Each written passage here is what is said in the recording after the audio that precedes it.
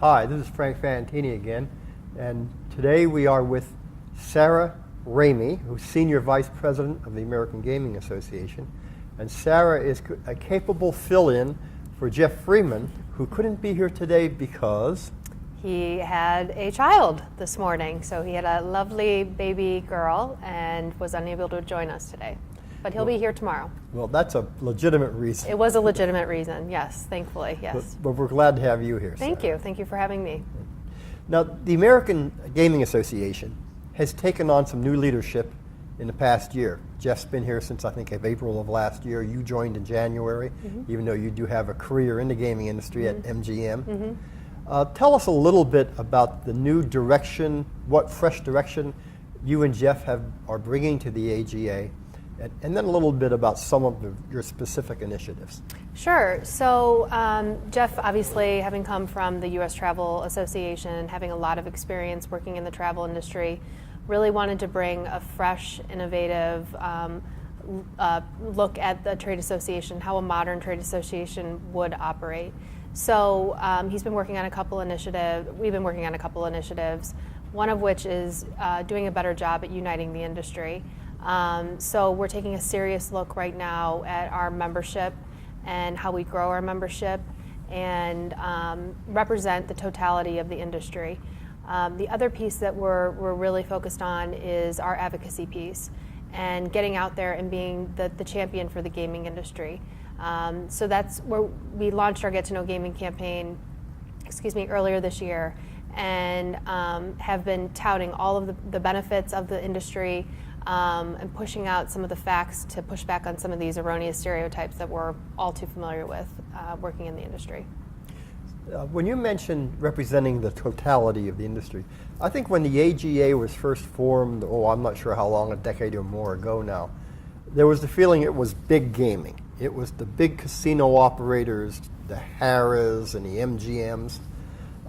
And I know that Frank Fahrenkopf, who was the founding CEO of the AGA, was also very careful to make sure that when he spoke for the industry, that he was inclusive of other folks such as American Indian gaming operations. So tell us a little bit about how you see that totality in the membership. If you've looked at now the expansion of the industry, we're in 39 states. I think the only people that make the distinction between tribal and commercial gaming are the people within the industry. No one walks into a casino and says to themselves, oh, this must be tribal or this must be commercial. There are a lot of issues more issues than not that unite us and that we can agree upon. So I know that is something that the AGA is definitely taking into consideration as we look to building our membership and representing the whole industry. In addition to the fact that we have the manufacturers. They've obviously been a part of the AGA. They continue to be a tremendous partner for us. You can see their presence up at G2E. We're proud to have that partnership with them. But we're also looking at some of the other industries that we work with as casinos. It's a dynamic. These are dynamic facilities. They have a ton of different offerings, from entertainment to retail to restaurants. So we think we can do a better job at getting more people in the association and really touting all the benefits of gaming. Right. Casino industry really has become the integrated entertainment industry. It sure has. Yeah. I mean, we've seen that obviously in Nevada now with more than half of the revenues coming from the non-gaming side. It's definitely a dynamic industry with a lot of different offerings. One of the things that's happening currently, it's happening at an accelerated pace, is globalization and convergence of technologies. Companies aren't just casino floor companies anymore. And if you looked at some of the recent mergers that have taken place, you now have lottery companies that have slot machine divisions that are online, whether it's online to serve other online operators or with their own online operations. They have the whole social gaming phenomenon. How does that enter into the AGA membership and the AGA mission? Again, it gets back to just the innovation of the industry and all the different platforms now that people are operating in, all the different space. You look at the operator side, like I said, there are now so many different entertainment offerings, so many different restaurants, so many different retail options Then you look at more of the manufacturing side, like you said, there's so many different platforms. And when we bring all those different interests together, we're all working toward the same goal. I think it's going to give us a really great depth and breadth of the industry. Now, you had mentioned the initiative that we all probably are most familiar with, certainly the public, is one aimed at the American public. Get to Know Gaming. Tell us a little more about that. Sure. So our Get to Know Gaming campaign is a two-prong approach. The first one being that we are going to get out there and be the best champions that we can be for the industry. Proactively tell our story.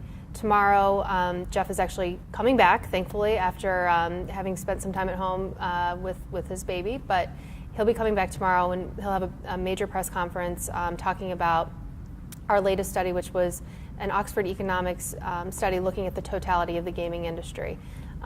So getting out there, telling the story about the industry, supported by facts. And then the second piece of that is pushing back on all the erroneous stereotypes. When you have stereotypes out there and you have policymakers that are making judgments and creating policies based off those stereotypes, that's where we end up with bad policy. So in order for us to continue to grow, continue to be able to reinvest and innovate, we have to work with policymakers and get them to understand our business better. One of the things I know he touched upon several months ago, and I'm not sure if this was a one-time opportunity or whether it's part of the theme, but the industry has changed so dramatically from a competitive landscape in recent years. The time was, you'd open up a riverboat somewhere in Iowa and people would stand in line for 12 hours and he would pay to come on board. Today we worry about cannibalization, we worry about saturation. And in that business environment, 30, 40, 50, 60% tax rates can't sustain a viable business. And I know that Jeff has addressed that in the past. Does the AGA have any specific program in mind to address those kinds of issues? It's a great question, and you raise a terrific point. As we've seen more competition coming online, especially in the Northeast, I think what's important for states to realize is that this is no longer a competition amongst operators. This is a competition now amongst states.